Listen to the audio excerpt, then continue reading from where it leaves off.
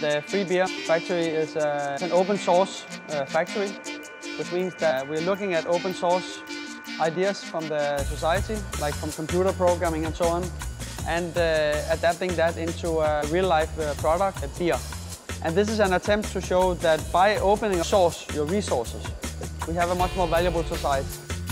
We hope that most people will then look at the project as a model or as an idea for how one can develop ideas, products, knowledge in society.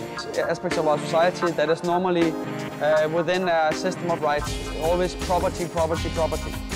So free means in the sense of freedom of speech, freedom of access to knowledge and distribution.